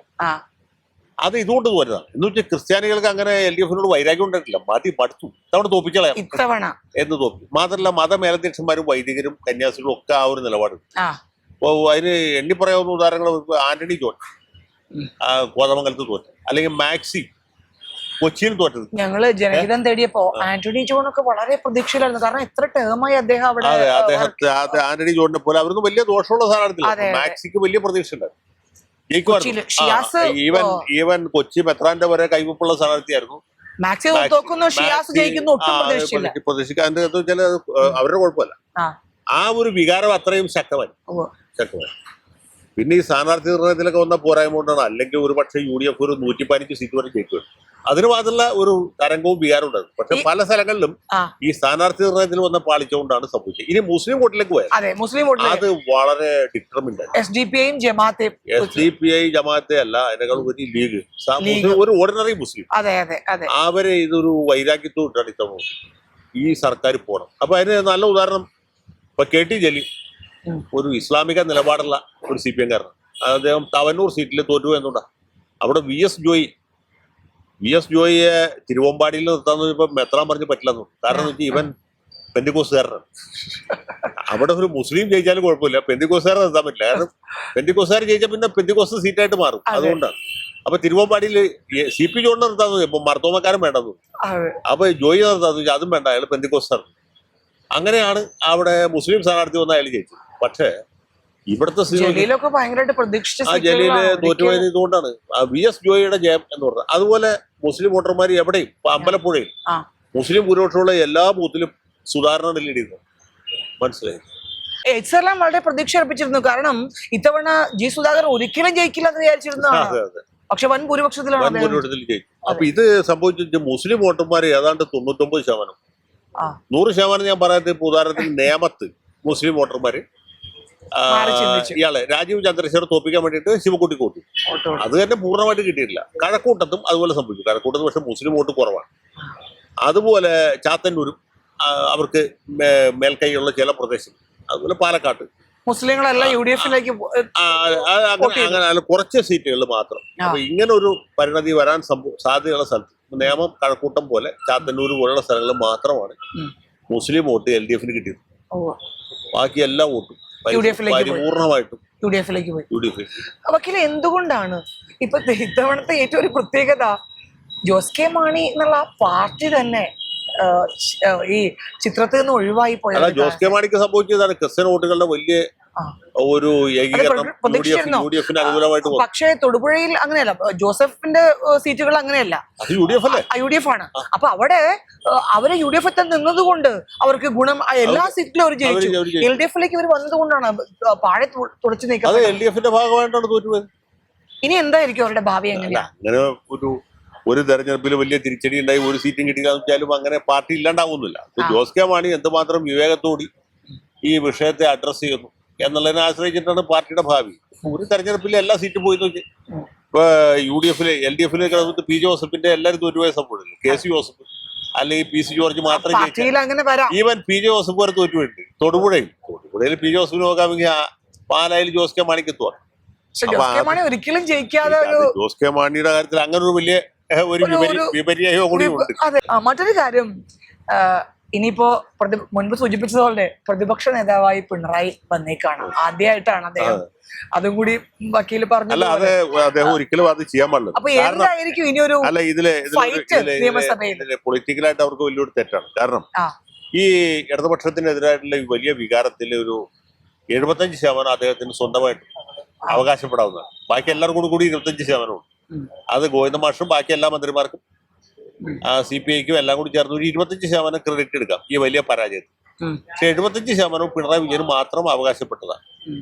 പക്ഷെ എന്നിട്ട് പോലും അദ്ദേഹം ഈ പ്രതിപക്ഷ നേതൃസ്ഥാനം ഏറ്റെടുത്തു എന്ന് പറഞ്ഞാൽ അത് ജനങ്ങളോടുള്ള വലിയ വെല്ലുവിളിയാണ്, ഇടതുപക്ഷത്തോടുള്ള വെല്ലുവിളിയാണ്. ഇത് ഇദ്ദേഹം സ്വന്തമായിട്ട് പറഞ്ഞിട്ട് ഞാൻ ആയിക്കോളാം എന്ന് പറഞ്ഞതാണോ അതോ പാർട്ടി എല്ലാവരും തീരുമാനിച്ചിട്ടാണോ? എല്ലാവർക്കും അറിയാം ഇവിടെ ക്രിയേറ്റ് ചെയ്തോ? അത് ക്യാപ്റ്റൻസി പുള്ളി വിട്ടുകൊടുക്കാൻ തയ്യാറില്ല. ഇനി പണ്ട് യൂത്ത് കോൺഗ്രസ്സുകാർ പറഞ്ഞ പോലെ വൈദ്യശാസ്ത്രം പരാജയപ്പെട്ടാലേ നമുക്ക് ആശയ്ക്ക് വഴിയുള്ളൂ എന്നാണ് ഇതിന്റെ വ്യക്തമായിട്ടുള്ള സന്ദേശം. അപ്പൊ കാന്റോൺമെന്റ് ഹൗസിൽ തുടരും? കാന്റോൺമെന്റ് ഹൗസിലല്ല, പുള്ളി വാടക വീട്ടിൽ താമസിച്ചിട്ട് കാന്റോൺമെന്റ് ഹൗസ് പ്രതിപക്ഷ നേതാവിന്റെ ഓഫീസായിട്ട് ഉപയോഗിക്കും. എന്തുകൊണ്ട്? അതായത് ആനുകൂല്യങ്ങളെല്ലാം തുടരുകയാണെന്ന് വേണം പറയാൻ. ആനുകൂല്യങ്ങളെല്ലാം കൈപ്പറ്റി. പട്ടിക്കൂടും പശുത്തൊഴുത്തും എന്ത് ചെയ്യുന്ന നമുക്ക് അറിയില്ല. ബാക്കി എല്ലാ സൗകര്യങ്ങളും പുള്ളി നിലനിർത്തും. പിന്നെ ആംബുലൻസും പാറ്റൻ ടാങ്കും അകമ്പടി ഉണ്ടാവില്ല. അല്ല, നിലവിൽ അദ്ദേഹം കന്റോൺമെന്റ് ഹൗസിലല്ലേ? പുതിയ വാടക വീട്ടിലേക്ക് മാറി. പക്ഷെ കന്റോൺമെന്റ് ഹൗസ് പുള്ളി അത് ഉപയോഗിക്കും. അതൊരു ഇതായിട്ട് ഔട്ട് ഹൗസ് ആയിട്ട് ഉപയോഗിക്കും. അത്ര. അപ്പൊ അതൊരു ഭാഗ്യമായി തന്നെ കരുതാം അല്ലേ? അതെ, സതീശന്റെ ഒരു ഭാഗ്യമായിട്ട് ഇദ്ദേഹം തുടരും. അത് പറയുമ്പോ എന്തൊക്കെയാണ് വക്കീലെ ഇനി ഒരു തെറ്റുതിരുത്തി പാർട്ടി വരണ്ടേ? എന്തൊക്കെയാണ് മാറ്റം അണികളിൽ നിന്ന് പോലും? ഇപ്പൊ നമുക്കറിയാം വീട്ടിൽ പോയി ചോദിക്കുന്നൊക്കെ അണികളോട് പറയുമ്പോൾ അത് ഒരു പാർട്ടി പ്രവർത്തനോട് തന്നെയാണ് എന്ന് ഓർമ്മ വേണം. സ്വന്തം പാർട്ടിയിലുള്ള ഒരു പ്രവർത്തകനാണ്, മറ്റുള്ള ആളല്ല പറഞ്ഞത്. അപ്പോ തെറ്റുതിരുത്തി പാർട്ടി ഇനി പൂർണ്ണമായും സജ്ജമായി രംഗത്ത് വരുമോ? അതല്ലെങ്കിൽ ഈ ഒരു ക്യാപ്റ്റൻസിയിൽ തന്നെ ഇപ്പൊ പ്രതിപക്ഷ നേതാവായി മുന്നോട്ട് പോകുമ്പോൾ ഇവിടെയും പ്രശ്നങ്ങളായി അദ്ദേഹം ഒരു ക്യാപ്റ്റൻസിയിൽ നിലനിർത്തിയാൽ പിന്നീട് എന്തായിരിക്കും ഇതില് രണ്ട് സാധ്യതകളുള്ളൂ. ഇടതുപക്ഷത്തിന്റെ ഒരു കോർ വോട്ട് എന്ന് പറഞ്ഞ സാധനം അവിടെ തന്നെ ഉണ്ട്, അത് പോയില്ല. ഇത്തവണ ഒരു വികാരാവേശത്തിന്റെ പുറത്ത് കോൺഗ്രസിന് വോട്ട് ചെയ്തവരും BJP വോട്ട് ചെയ്തവർക്ക് അടുത്ത തവണ പാർട്ടിയിലേക്ക് വരും. രണ്ടാമത്തെ കാര്യം, ഈ UDFന്റെ ഭരണം എങ്ങനെ പോയാലും കുഴപ്പമായിരിക്കും നമുക്കറിയാമല്ലോ. അഴിമതി, കെടുകാര്യസ്ഥത, സമുദായ പ്രതിനിധി എല്ലാം കൊണ്ട് അവര് ആളുകളെ വെറുപ്പിക്കും. അപ്പൊ എന്താ വെച്ചാൽ ഈ പോയ വോട്ട് തിരിച്ചു BJPയിലേക്ക് പോയ വോട്ടടക്കം വക്കീല് പറയുന്ന അടുത്ത തവണ LDF തിരിച്ചു വരുന്നത് തന്നെയാണ്. അതെ, അതിപ്പോ 5 കൊല്ലത്തേക്ക് ഞാനുണ്ടാവുമെന്ന് അറിയില്ല, നിങ്ങൾ നോക്കി കണ്ടോളൂ, അതിൽ സംശയമൊന്നും വേണ്ട. ഞാൻ അതുകൊണ്ടല്ല, ഈ ഭരണത്തിന്റെ മേന്മ കൊണ്ട് ജനങ്ങൾ തിരിച്ചു വരും. പിന്നെ അതിലൊരു അപകടം എന്ന് വെച്ചാൽ ഈ BJPയിലേക്ക് പോയ വോട്ടുകൾ അത് ഒരു ഘടകമാണ്. അത് പക്ഷേ അവിടെ തന്നെ നിൽക്കോ അല്ലെങ്കിൽ അവർക്ക് നിലമെച്ചപ്പെടുത്താൻ സാധിക്കോ? അതെല്ലാം ഭാവിയിൽ വലിയ വെല്ലുവിളികളാണ്. അത് വെല്ലുവിളിയാണ്, അതാണ് ശരിക്കുള്ള വെല്ലുവിളി. UDF അല്ല, BJP ആണ് യഥാർത്ഥത്തിലുള്ള വെല്ലുവിളി. കാരണം ഹിന്ദു പാർട്ടി എന്ന് പറഞ്ഞാൽ CPM ആണ്. കേരളത്തിൽ ഹിന്ദുക്കളുടെ പാർട്ടി, പ്രത്യേകിച്ച് പിന്നാക്ക സമുദായക്കാരുടെ പാർട്ടി എന്ന് പറഞ്ഞത് CPM ആണ്. CPM CPI. അപ്പൊ അതിന്റെ വോട്ട് ബേസ് ഇവര് വ്യാപിച്ചാൽ ഇപ്പൊ ചാത്തന്നൂരൊക്കെ സംഭവിച്ച പോലെ അത് പോയി കഴിഞ്ഞാൽ പിന്നെ വലിയ ബുദ്ധിമുട്ടാണ്. തിരുവല്ലയിലൊക്കെ കാണുന്നത് അത് തന്നെയാണ്. ഈ ഹിന്ദു വോട്ടാണ് പോയേക്കുന്നത് പ്രധാനമായിട്ടും അനൂപ് ആന്റണിയിലേക്ക്. എന്തുകൊണ്ടാണത്? കാരണം കേന്ദ്ര നയങ്ങൾ ഇവര് വളരെ നരേന്ദ്രമോദിയുടെ ക്യാമ്പയിൻ, അദ്ദേഹത്തിന്റെ പ്രവർത്തനങ്ങളെല്ലാമാണോ ഒരു മാറി ചിന്തിക്കുന്നതിന് ഹിന്ദുക്കൾക്ക്? അതുകൊണ്ടല്ല, ഹിന്ദുക്കൾക്ക് ഈ വെള്ളാപ്പള്ളിയുടെ അച്ഛനും ഒക്കെ നടത്തിക്കൊണ്ടിരിക്കുന്ന ഒരു പ്രചരണം അതിന്റെ അകത്തൊരു ഭാഗമാണ്. ഭൂരിപക്ഷ സമുദായക്കാർക്ക് രക്ഷയില്ല, ഇടതുമുന്നണിയും വലതുമുന്നണിയും വലിയ ന്യൂനപക്ഷ പ്രീണനമാണ് നടത്തുന്നത് എന്നൊരു നറേറ്റീവ് ഉണ്ടാക്കിയെടുക്കുകയും അത് നമ്മുടെ നാട്ടിലെ സമുദായ സംഘടനകൾ ഒളിഞ്ഞും തെളിഞ്ഞും അവരുടെ താഴെ ഘടകങ്ങൾ വരെ പ്രചരിപ്പിച്ചു. അത് വലിയൊരു പരിധി വരെ ആളുകൾ വിശ്വസിച്ചു, അല്ലെങ്കിൽ ആളുകൾക്ക് അങ്ങനെ അനുഭവം. അത് ഒരു പരിധിവരെ ക്രിസ്ത്യാനികളെ ബാധിച്ചിട്ടുണ്ട്. ഇത് മുഴുവനും മുസ്ലിങ്ങളാണ് കൊണ്ടുപോകുന്നത് എന്നൊരു തോന്നൽ. അതാണ് 2021 LDF തോക്കാനുള്ള കാരണം.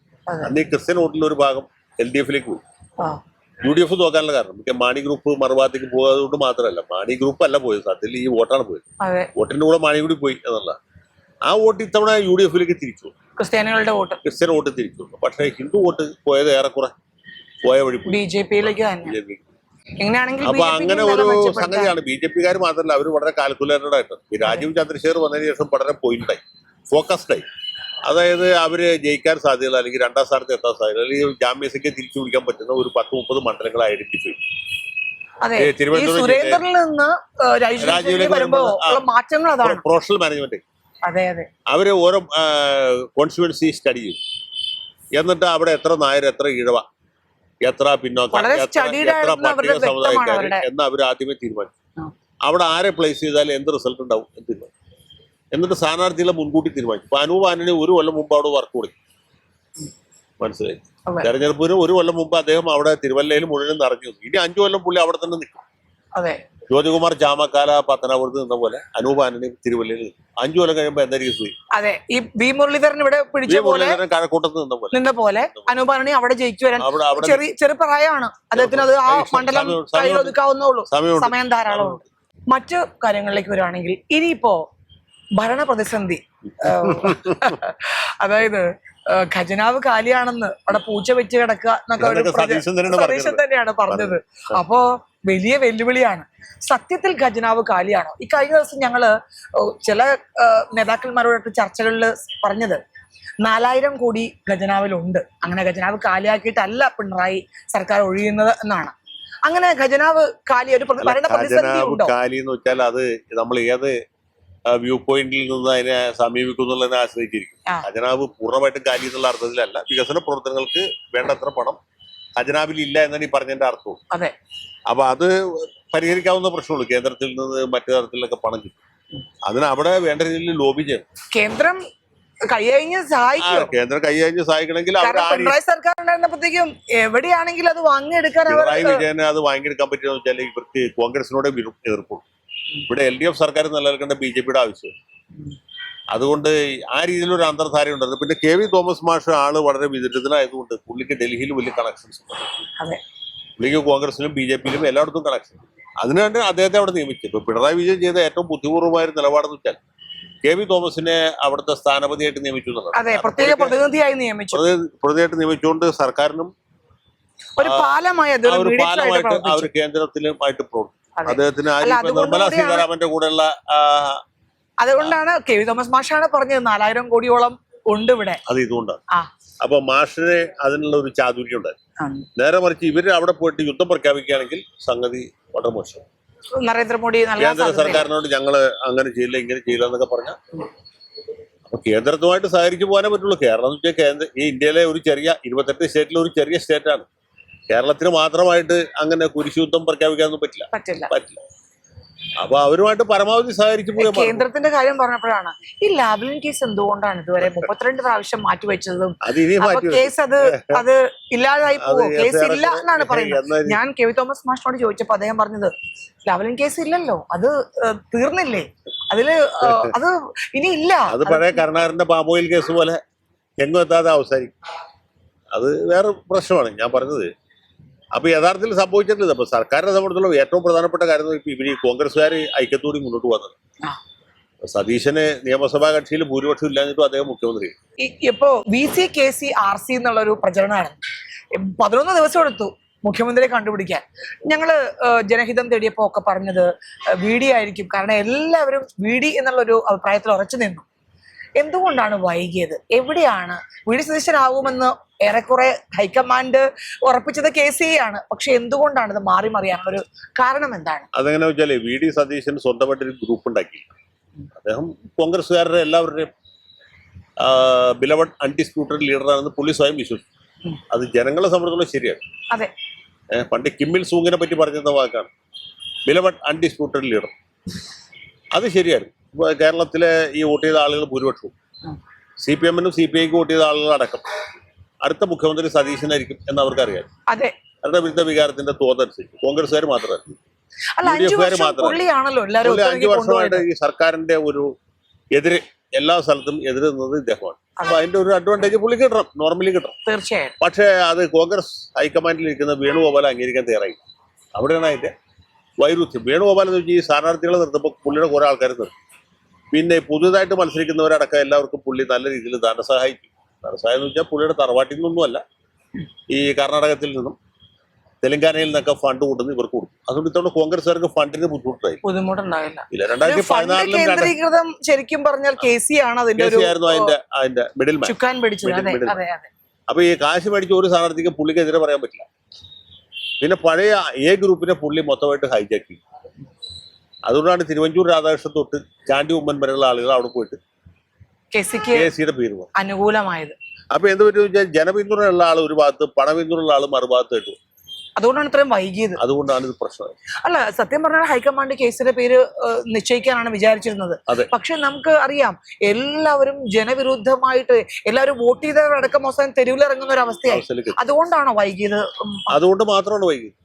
അതുകൊണ്ട് മാത്രമാണ്. പിന്നെ ഹൈക്കമാൻഡിന് കിട്ടിയിരുന്ന ഒരു ഇംപ്രഷൻ എന്ന് വെച്ചാൽ കേരളത്തിൽ ഈ കാണുന്ന പ്രതിഷേധം എന്നൊക്കെ പറഞ്ഞത് ജനങ്ങളുടെ ഭാഗത്തുണ്ടായതല്ല, സതീശൻ സംഘത്തിന്റെ ഒരു മാനിപ്പുലേറ്റഡ്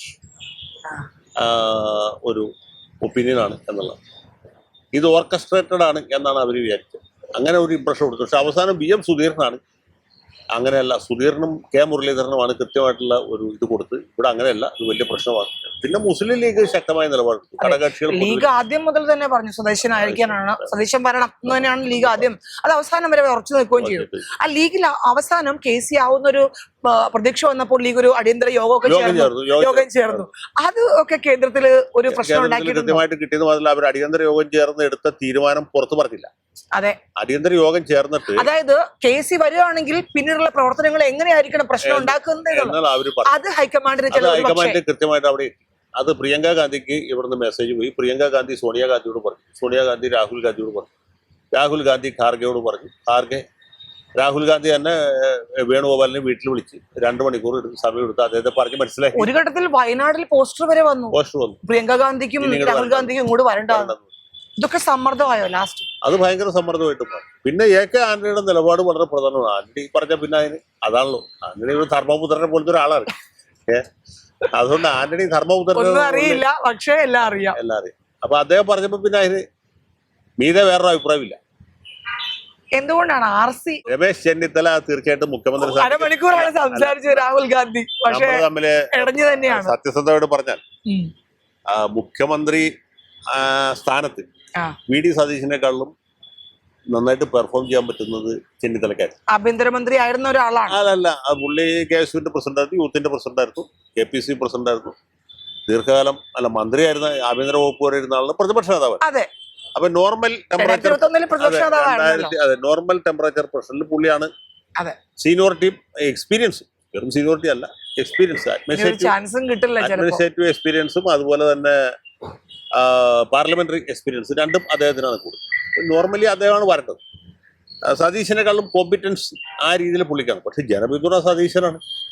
അവിടെയാണ് ഇതിപ്പോ ഞാൻ പറഞ്ഞ പോലെ വസ്തുനിഷ്ഠമായിട്ട് ഇടതിരിച്ച് വേറെ സാധാരണക്കാരന് മനസ്സിലാവില്ല. ഇപ്പൊ ഞാൻ തന്നെ വോട്ടിൽ പോയി എന്ന് പറഞ്ഞ ആൾക്കാർ സമ്മതിക്കില്ല. തീർച്ചയായും ഞങ്ങൾക്കും ഉണ്ടായ അനുഭവം അങ്ങനെ തന്നെയാണ്. കാരണം ജനഹിതം തേടി ചെല്ലുമ്പോൾ KC വേണുഗോപാൽ ഇവിടെ വന്നെങ്കിൽ അത് വലിയ കലാമിറ്റി ആയിരുന്നു. പക്ഷെ സതീശനെക്കാളും ഒന്നുകൂടി മുഖ്യമന്ത്രി ആവാൻ കോമ്പിറ്റൻസ്, ആ സ്ഥാനത്തിരുന്നാൽ ഇത് വർക്ക് ഇത്ര കാര്യം നടക്കും.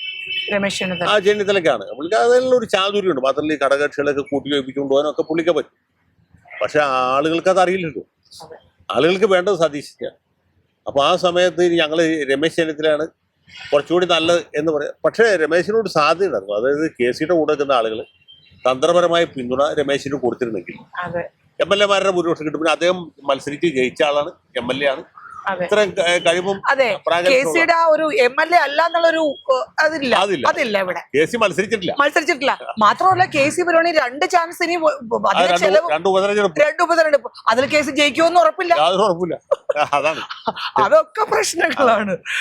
രമേശ് വന്നിരുന്നെങ്കിൽ ഈ പ്രശ്നം ഉണ്ടാവില്ല. പക്ഷെ KC വേണുഗോപാല് രമേശിന് പിന്തുണ കൊടുക്കാൻ തയ്യാറായില്ല. അല്ലെങ്കിൽ അവർ തമ്മിൽ ആ രീതിയിലൊരു ഇക്വേഷൻ ഉണ്ടായില്ല. അവിടെയാണ് തെറ്റി. ഇനി എന്തെല്ലാം കടമ്പകളാണ് ഈ ഒരു സർക്കാരിനെ കാത്തിരിക്കുന്നത്? എന്തൊക്കെ വെല്ലുവിളികൾ മാത്രമേ ഇവരെ കാത്തിരിക്കത്തുള്ളൂ. കാരണം എന്ന് വെച്ചാൽ ഒന്നാമത് ഈ കോൺഗ്രസിനകത്തുള്ള നയിക്കും, പിന്നെ ഘടകകക്ഷികളുമായിട്ട് ഇപ്പൊ ശിഥിലമായിട്ടുള്ള ബന്ധം അത് വീണ്ടും പഴയ പോലെ ആക്കണം.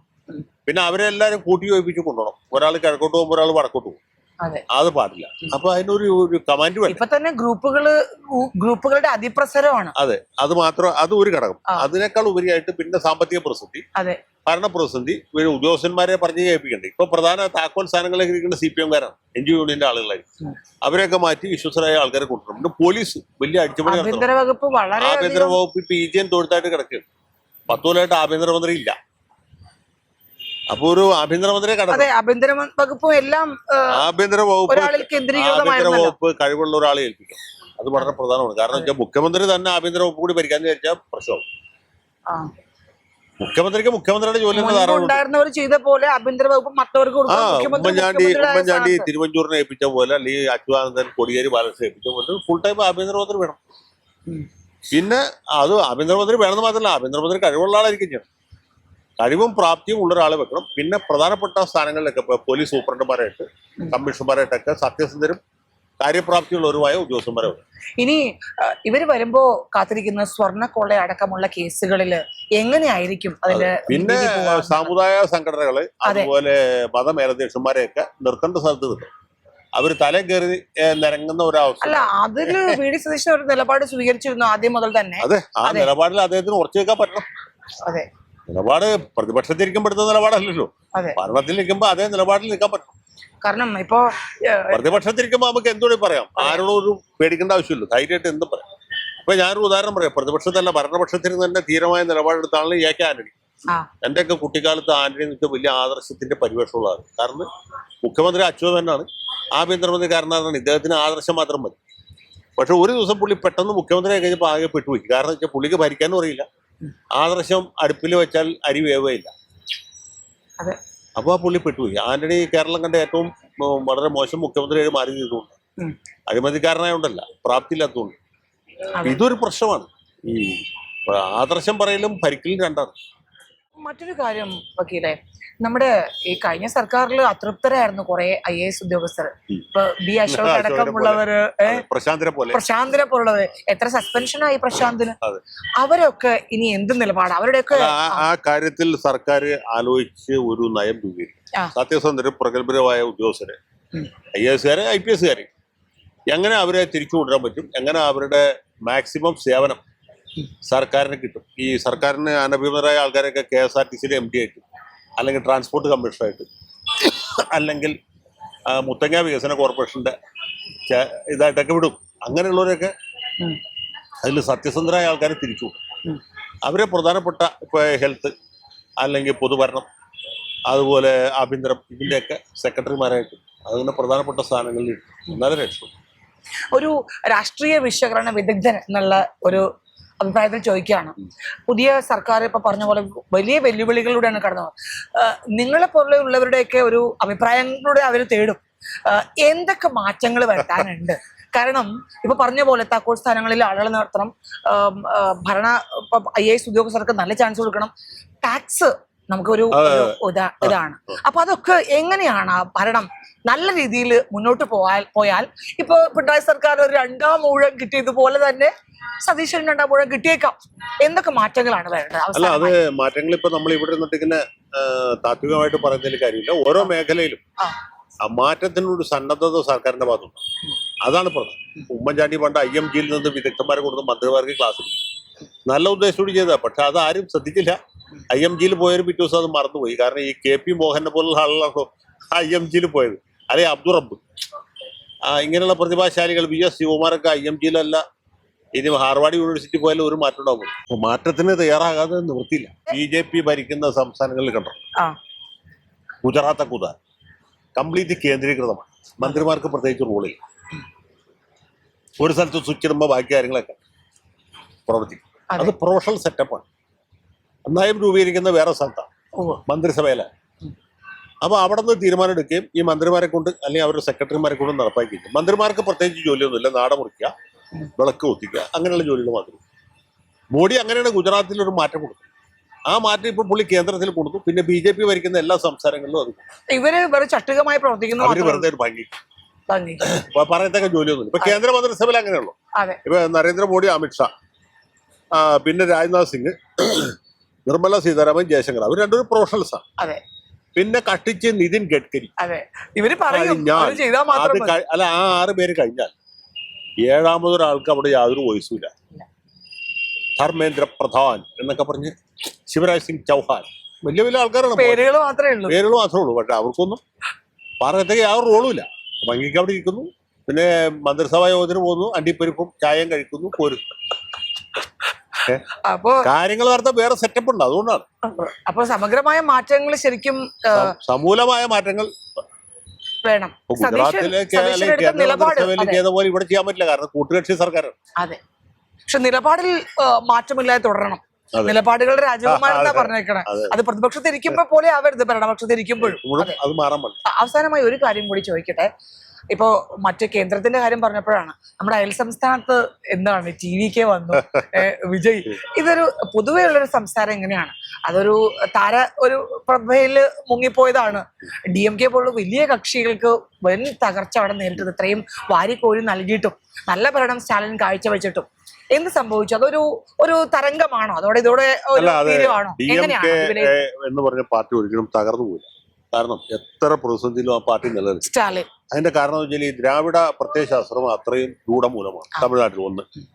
രണ്ടാമത് DMK കേഡർ സംവിധാനമാണ്. ഇവിടെ CPM പോലെ ഈ ഭരണവിരുദ്ധ വികാരം വളരെ ശക്തമാണ്. പക്ഷേ ആ വികാരത്തിന്റെ ശക്തി തെരഞ്ഞെടുപ്പ് ഫലത്തിൽ പ്രതിഫലിച്ചിട്ടില്ല. കാരണം ഇപ്പോഴും അവർ വലിയൊരു പാർട്ടിയുടെ നിൽക്കണം. 71 സീറ്റ് അവർ ജയിച്ചു. അതിന്റെ അർത്ഥം ആ പാർട്ടി തകർന്നു. ഇവിടെ CPM കിട്ടിയ പോലത്തെ ഒരു തകർച്ച അല്ല. അപ്പൊ അതുകൊണ്ട് സ്വാഭാവികമായിട്ടും ആ പാർട്ടി തകർന്നു പോയിട്ടൊന്നുമില്ല.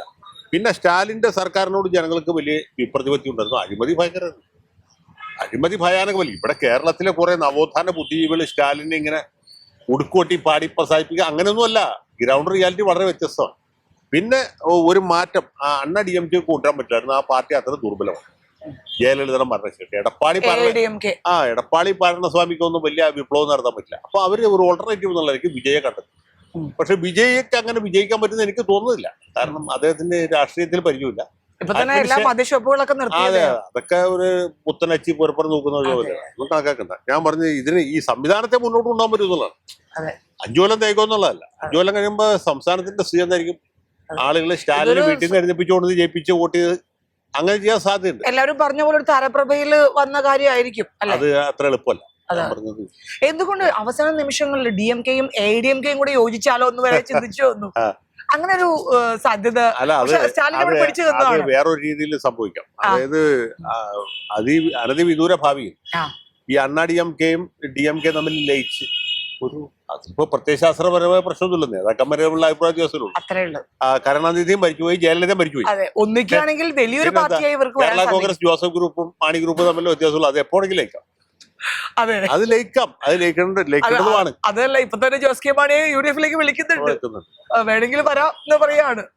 അല്ല, അതുപോലെയല്ല. ഇത് പ്രത്യയശാസ്ത്രപരമായിട്ടൊരു വ്യത്യാസമില്ല. 2 നേതാക്കന്മാർ അല്ലെങ്കിൽ 2 നേതാക്കൾ തമ്മിലുള്ള ഒരു അഭിപ്രായ വ്യത്യാസമില്ല. അവരൊരുമിക്കുവായിരുന്നെങ്കിൽ ഒരുപക്ഷെ ഇവിടെ കേറില്ലായിരുന്നു. അപ്പൊ അത് ഒരുപക്ഷെ ലയിക്കാനുള്ള സാധ്യത പോലും ഉണ്ട്. ഭാവിയിൽ നമുക്ക് അത് പ്രതീക്ഷിക്കാം. ബംഗാളിൽ എങ്ങനെയാണ്? ഇപ്പോ ചിത്രത്തിൽ മുൻപ് വക്കീൽ സൂചിപ്പിച്ചതുപോലെ തന്നെ CPM എന്നുള്ള പാർട്ടി ഇപ്പോ എവിടെ നിന്നും അപ്രത്യക്ഷമായിക്കൊണ്ടിരിക്കുകയാണ്. ബംഗാൾ, ത്രിപുര, കേരളം ഇനി തിരിച്ചു പിടിക്കാം എന്ന് പ്രതീക്ഷിക്കാം. ബംഗാളിലെ മമതാ ബാനർജി എന്താ പറ്റി? എത്ര വർഷങ്ങളായി തുടരുകയാണ്. മമതാ ബാനർജിയുടെ ഭരണം ഏതാണ്ട് പിണറായി വിജയനേക്കാളും മോശം. ഗുണ്ടായിസം ഭയങ്കര. തൃണമൂൽ ഗുണ്ടകളുടെ ഗുണ്ടായിസം അത് പണ്ട് CPM ചെയ്തിരുന്ന അതേ ഗുണ്ടായിസം പിന്നെ അതേ ഗുണ്ടകൾ തൃണമൂൽ കോൺഗ്രസ്സുകാരായിട്ട് മാറി. അല്ല, കൊടിയുടെ നിറത്തിലെ മാറ്റം വന്നുള്ളൂ. ഗുണ്ടായിസത്തിന്റെ ആ ഒരു കുറവ് സംഭവിക്കും. അവരെല്ലാം തൃണമൂലിലേക്ക് മാറി. അതൊരു കാര്യം. അപ്പൊ ജനങ്ങൾക്ക് ഈ ക്രമസമാധാനത്തിലുള്ള പ്രശ്നം. പിന്നെ സ്ത്രീ സുരക്ഷ ഒരു വലിയ വിഷയം. സ്ത്രീകൾക്ക് നേരെയുള്ള അതിക്രമം അത് തൃണമൂൽ കോൺഗ്രസ്സുകാർക്ക് ബന്ധമുള്ള കേസ്. മെഡിക്കൽ കോളേജിൽ സ്ത്രീയെ ബലാത്സംഗം സന്ദേശ് ഖാലിയിൽ ഉണ്ടായ സംഭവങ്ങൾ അതൊക്കെ ജനങ്ങളെ ഭയങ്കരമായിട്ട് വൈകാരികമായിട്ട് ബാധിക്കും. അപ്പൊ ആ ഒരു സ്പേസിലേക്കാണ് നരേന്ദ്രമോദി അമിത്ഷായുടെ ഭയങ്കരമായ ട്രസ്റ്റ് ഉണ്ടായി. പിന്നെ അതിനുപരിയായിട്ട് ഹിന്ദു വോട്ടുകളുടെ ഏകീകരണം. നായാടി മുതൽ നമ്പൂരി വരെ എന്നുള്ളത് ബംഗാളിലാണ് പ്രാവർത്തികമായി. അതായത് ബ്രാഹ്മണരും കായസ്ഥരും മുതൽക്ക് നമോശൂദ്രൻ അടക്കമുള്ള പട്ടിക സമുദായക്കാരോട് ഒറ്റക്കെട്ടായിട്ട് BJP കൊടുത്തു. മുസ്ലിം ഭൂരിപക്ഷമുള്ള മണ്ഡലങ്ങളിൽ പോലും BJP ജയിച്ചു. അത് SIR കൊണ്ടല്ല. മുസ്ലിം വോട്ട് SIR നാല് അതെ. സ്ഥാനാർത്ഥികൾക്കായിട്ട് പിരിക്കുകയും ഓ, ഒന്ന് തൃണമൂല്, ഒന്ന് കോൺഗ്രസ്, CPM, പിന്നെ അവിടെ ഉണ്ടായ ചില സ്പ്ലിൻഡർ പാർട്ടികൾ, ആ. ഹുമയൂൺ കബീറിന്റെ പാർട്ടി അല്ലെങ്കിൽ ISF പോലുള്ള പാർട്ടി, അതിലേക്ക് ഈ വോട്ടുകൾ തിരിഞ്ഞു പോയപ്പോൾ ഹിന്ദു വോട്ട് പൂർണ്ണമായിട്ടും BJP BJP അതാ വോട്ട് എത്ര ഹിന്ദു വോട്ടുണ്ട്? 38% ഹിന്ദു വോട്ടുണ്ടെങ്കിൽ 38% കൃത്യമായിട്ട് BJP കിട്ടിയിട്ടുണ്ട്. 37% 37% കിട്ടി. ഒരു വോട്ട് കൂടുതൽ കിട്ടിയിട്ടില്ല, ഒരു വോട്ട് കുറവ് കിട്ടിയിട്ടില്ല. മുസ്ലിം വോട്ടുകൾ കൂട്ടി കഴിഞ്ഞാൽ കൃത്യം എത്ര മുസ്ലിം ഉണ്ട് അത്ര വോട്ട് അവിടെ വന്നിട്ടുള്ളൂ. ബാക്കി എല്ലാ ഹിന്ദു വോട്ടുകളെല്ലാം എല്ലാ ഹിന്ദു വോട്ടും കിട്ടിയിട്ടുണ്ട്. മാത്രം മുർഷിദാബാദ് ജില്ല നോക്കിയാൽ മതി. അവിടുത്തെ മലപ്പുറം ജില്ലയാണ് മുർഷിദാബാദ്. അതില് കഴിഞ്ഞ തവണ 20 എണ്ണത്തില് തൃണമൂലും 2 എണ്ണത്തില് BJP ജയിച്ചു. അവിടുത്തെ പൊന്നാനിയും തവന്നൂരുമാണ് ഈ BJP ജയിച്ച സ്ഥലം. പക്ഷെ ഇത്തവണത്തെ പ്രത്യേകത വെച്ചാൽ BJPയുടെ വോട്ട് ഷെയർ 8 കുറഞ്ഞു, തൃണമൂലിന്റെ 9 കുറഞ്ഞു, 20 നിന്ന് 9 കുറഞ്ഞു. അതേ സമയത്ത് കോൺഗ്രസിന് 2 സീറ്റ് കിട്ടി. കോൺഗ്രസ് ആകെ 2 സീറ്റ് ബംഗാളിൽ ജയിച്ചുള്ളൂ. അത് രണ്ടും മുർഷിദാബാദ് ജില്ലയിലാണ്. ഒരു സീറ്റിൽ CPM ജയിച്ചു, ഒരു സീറ്റിൽ ഈ 2 സീറ്റിൽ ഹുമയൂൺ കബീറിന്റെ പാർട്ടി, ഹുമയൂൺ കബീർ തന്നെ ജയിച്ചു. 2 സീറ്റിൽ മത്സരിച്ച് 2 സ്ഥലത്ത് ജയിച്ചു. ഇങ്ങനെയാണ് സംഭവിച്ചത്. ആ മുർഷിദാബാദ് ജില്ല മാത്രം നോക്കിയാൽ ബംഗാളിൽ എന്താ സംഭവിച്ചത്? ഹിന്ദു മെജോറിറ്റിയുള്ള മണ്ഡലങ്ങൾ പൂർണ്ണമായിട്ടും BJPയിലേക്ക് പോയി. മെജോറിറ്റികൾ മാത്രമല്ല, ഹിന്ദു സൈസിബിൾ പോപ്പുലേഷൻ ഉള്ള സ്ഥലത്തൊക്കെ BJP. അത്ര വലിയ സാമുദായിക ധ്രുവീകരണം അവിടെ ഉണ്ടായി. അവസാനം പറഞ്ഞത് മറ്റേ വോട്ട് പെട്ടിയൊക്കെ മാറ്റി അതൊന്നും മമതാ ബാനർജി വന്ന് മുഖ്യമന്ത്രി തന്നെ വന്ന് അവിടെ അതൊക്കെ അല്ല, അവർക്ക് തന്നെ മനസ്സിലായി തോക്കാൻ പോകുന്നുള്ള ചില ഷോയായിരുന്നു. അതായിരുന്നു. ഇങ്ങനെയാണെങ്കിൽ BJP ഒരു കേന്ദ്രം ഭരിക്കുന്ന BJP കുറെ സംസ്ഥാനങ്ങള് ഇത് പതിയെ കൈയോട് ചേർക്കുകയാണ്. ഭാവിയിൽ എങ്ങനെയായിരിക്കും വക്കീല? അല്ല, ഭാവിയിൽ അത് BJP സംബന്ധിച്ചിടത്തോളം അദ്വാനിയുടെ BJP അല്ല, വാജ്പേയിയുടെ BJP അല്ല, നരേന്ദ്രമോദിയുടെ BJP, നരേന്ദ്രമോദിയുടെ അല്ല, ഇപ്പൊ അമിത്ഷായുടെയാണ് BJP. അപ്പൊ ഇയാൾ വലിയൊരു ചാണക്യനാണ്. പുള്ളി ഓരോ സംസ്ഥാനത്തെ സംബന്ധിച്ച് പ്രത്യേകം പ്ലാനുകൾ ഉണ്ടാക്കി, പദ്ധതികൾ ഉണ്ടാക്കി.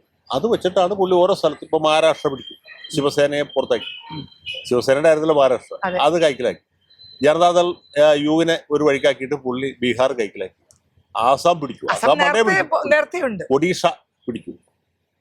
ഒടിച്ചു കൂത്തിയാൽ പിടിക്കാൻ ഒരാൾ ഒഡീഷയിൽ ഉണ്ടായിരുന്നില്ല, അപ്പോട്ടെ വന്ന് ബംഗാൾ പിടിക്കും. ബംഗാൾ ഇപ്പൊ ആ ഭാഗം മുഴുവൻ പുള്ളിയുടെ കയ്യിലായി. ഇപ്പൊ ജാർഖണ്ഡ് ഒരു ചെറിയൊരു സ്ഥലം, അത് അടുത്ത പ്രാവശ്യം പുള്ളി ശരിയാക്കി.